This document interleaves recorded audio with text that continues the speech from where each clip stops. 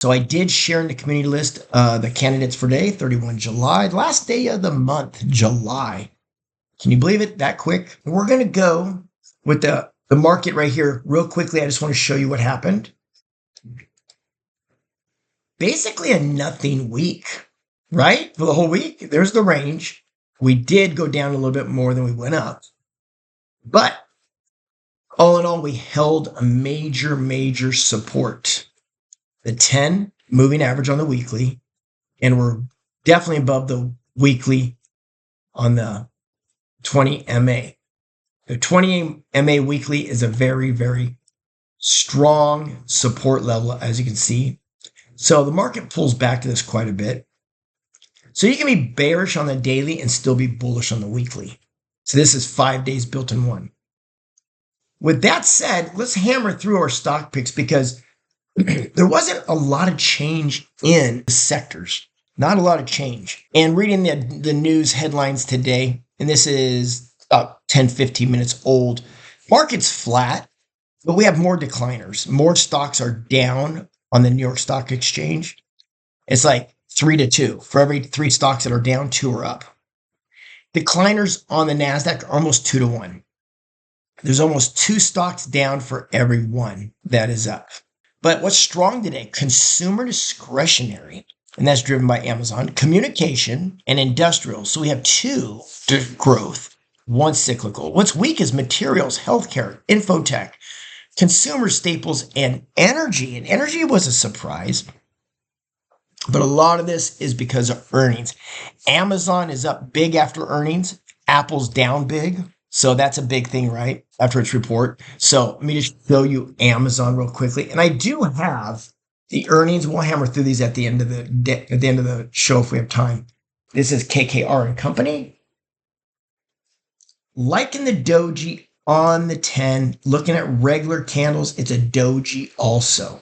So I've got both kinds of candles confirming probably the best setup we've seen so far for the bulls. And I'm going to go above yesterday's for confirmation. Target 1 is up here 1-1. Target 2 is up here 2. That could be a long call. That could be stock. That could even be a cover call until it triggers out. But I like how the stock uses the moving averages as support. Uber. Uber is a bear pick, and we have earnings on 8/5. Now, is 8/5 too close? 8/5 is Wednesday. That only gives me 3 days. So unfortunately, beautiful setup here. Beautiful setup for a bear. It's just, do you do it before 8/5? I want to be about 8/7. I want to be the next Friday. Would you take this as a short-term trade, yes or no? Can it move enough and hit target 2? Because one day could hit target 1. That's 1 ATR, right? 2 days, target 2. Then you got to be out before Wednesday. So really, there's only 2 days left to trade this. So unfortunately, Uber, great setup. So if you wanted to hold through earnings, you would actually short this and buy a call to protect it. FedEx, on the other hand, we got a triple bottom. We're in transportations here. That is bearish, and that's looking pretty strongly bearish if you look at that. And I want to switch this over to Heiken Ashley so you can see it. How are you guys enjoying these pop-up charts as the hover?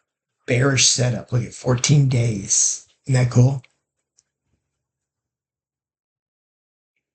You can see all the different indicators, all red. The weekly MACD is still bullish. 3 of 5 are bearish of the indicators. So, yeah, when you look at this, great setup. Yeah, the hovers are great, aren't they? So where do you put the trigger? Regular candles here. I'm going to go right there. I'm looking at right there. Right below this candle and this candle. Now, could you do the breakdown? Yeah, you could do the breakdown of these over here. NXT. NXT, what are we looking at here? Huge, wide doji. Why? Because see, earnings after market yesterday. So when it opened up today, gapped up, golfing candle. This is a great setup. You could probably scalp another quarter to the downside. Like, what people do is they go in here and say, okay, on the next swing low or break, You look for that 25-cent break on 1,000 shares and you make your $250 like the old days of day trading, right? That's what's going on here. It's selling off this engulfing candle. But it's pretty wide. It's really wide. I mean, I don't know if I want to put my stop loss here and my trigger way down here. That's huge. That's $14 on a $90 stock. But it is a very good setup. So starting with the spiders, I want to look at the spiders first. Then I'm going to look at the Qs. And we're going to go into equal weighted. Looking at the spiders, here's your week in review. Not a big change. If you look at the regular candles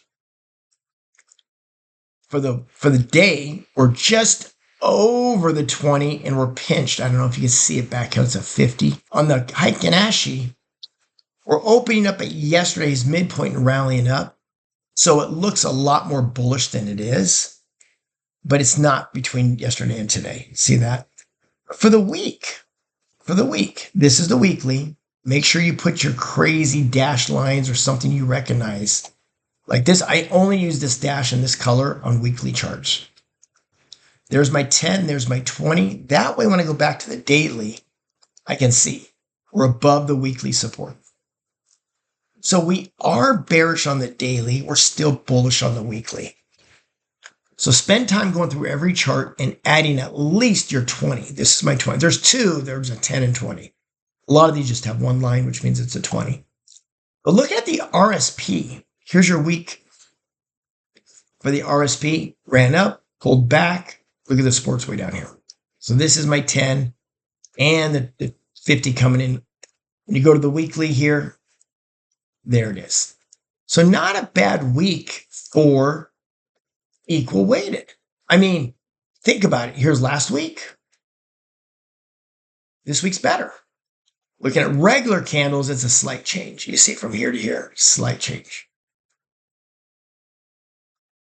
But looking at Heiken Ashi, it stands out more. And that's what Heiken Ashi does, is it makes you, it stands out. Hey, this is green. You can see it easier, right? It's like putting on reading glasses. Like, God, a lot of dojis going on here, small bodies. Heiken Ashi goes, hey, let's fill in those bodies a little better. They're green. So when you look at this, we're above the 10. That says stay bullish. So I'm green on the equal weighted and bearish on the daily, and that's definitely neutral at best on the weekly, right? So does everybody see the difference between the spiders, which is market cap weighted, and RSP, which is not? Big difference. So the biggest difference is we have the top 5 in here is companies like this. NVIDIA, bearish. Apple, big gap down. Microsoft did really good. Amazon did really good. And Google starting to pick up. So you can go in and look at the major ones. Now, looking at energy today, not a big move in the face of Chevron, which did a swing low, and ExxonMobil, which did the exact opposite. It triggered to the downside. So those are the two biggest companies by far. They're the biggest. That's 20% of XLE. ExxonMobil's 20%. Chevron is 15%. That's 35% of the entire ETF right there. And of course, we had a tug war between earnings. And we get into these other ones here. So all the oil related ones, not too bad. Oh, where did my colors go? There we go. So energy, bullish. Nice trigger. So would you put a trigger right here? That'd be a good trigger. It's not a fast enough moving sector for me, but I can see it right there. Let me get rid of that energy. Just click that, click delete, and delete. But the futures on oil will tell you everything. So once again, you can look at the futures on oil starting Sunday afternoon. You look at the futures on oil. Going into the market, so in California, it'd be 6:30 a.m. At 6:15, if oil's up, what do you think is going to happen here if oil's up? 6:15 in the morning, the futures, oil's up $3 or $4. This is going to trigger to the upside. So you can play energy or you can play the stocks if you're willing to get up early or look at the futures. And if you want to look at oil before the market opens and you don't have futures on here, here's how you do it. Just go over to your sprocket, extended hours, and shading. You see that? And when you do that, drop into like a 4-hour chart. And there it is. There's the overnight action. See this? So it'll be this color before market, and this is what you want to see, something like that. Anything under a daily. So once you're under a daily, 4 hour, 1 hour, 30. Anything that's based in minutes or hours, here's your 1 hour. See this? So if you have green candles here above this one, above today's price, you're probably going to get a rally. That's what day trading does. That's day trading 101. CRM, Salesforce. The price to sales is one of the lowest it's been. And is the sales doing good? Look at the green line. Is the sales going up? Yes or no? Do you guys see the green line? Is it going up?